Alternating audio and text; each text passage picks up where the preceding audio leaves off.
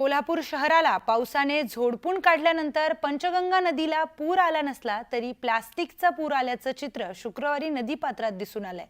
नदीत सुमारे 3 एकरावर कचऱ्याचा थर साचलेला दिसून आलाय। या कचऱ्यामुळे पंचगंगा परिसरात दुर्गंधी देखील पसरली। त्यामुळे महापालिकेने सुमारे 50 टन कचरा इथून हटवलाय। कोल्हापूर महापालिकेच्या अर्धवट नालेसफाईमुळे ही दुर्दशा ओढावली असल्याचं अभ्यासकांचं म्हणणं आहे।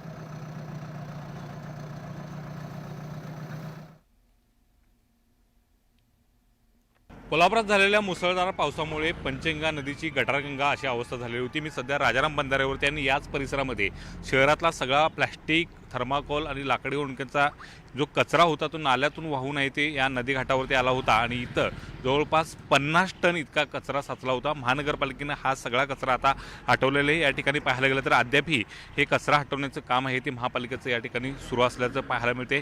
पूर्णपणे या सगळ्या परिसरामध्ये आहे ते कचऱ्याचं साम्राज्य निर्माण झालं होतं।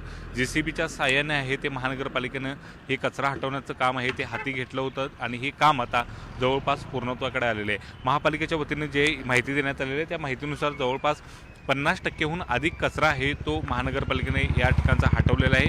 शहरवासियांनी याचा विचार करण्याची गरज आहे, कारण नाल्यातून हा सगळा कचरा आहे तो वाहत या पंचगंगा नदीपर्यंत आला होता। पंचगंगा नदी ही कोल्हापूरची जीवनवाहिनी समजली जाते आणि या नदीच्या माध्यमातून अनेक गावं आहे ते पुढे जाऊन तेच पाणी पितात। मात्र अशा पद्धतीने शहरातला जो नाल्यातला कचरा आहे तो पूर्णपणे इथं आला होता। त्यामुळे नालेसफाई महानगरपालिकेने कितपत केली होती की नालेसफाई फक्त देखाव्यापुरती करून तो गाळ काठावरती काढून ठेवला होता, असा एक प्रश्न आहे तो नागरिकांना उपस्थित होतो। कारण हाच जो कचरा आहे तो पुढे वाहत येऊन आहे ते पंचगंगा नदी काठावरती या ठिकाणी राजाराम बंधाऱ्याला अडकल्याचं पाहायला मिळालं। त्यामुळे महानगरपालिकेच्या कारभारावरती सुद्धा लोकांनी नाराजी व्यक्त केलेली आहे। शिवाय लोकांनी सुद्धा आता यातून बोध घ्यावा की अशा पद्धतीचा कचरा आहे तो मानवनिर्मित कचरा, त्याचं नुकसान आहे ते पर्यावरणाला होते आणि पर्यावरणाची हानी होऊ न देता त्या कचऱ्याची योग्य विल्हेवाट आहे ते नागरिकांनी सुद्धा लावण्याची गरज आहे ती व्यक्त केली जाते। Video journalist Sandeep Patil, Dnyaneshwar Salunkhe, news 18 Lokmat, Rajaram बंधारा, कोल्हापूर।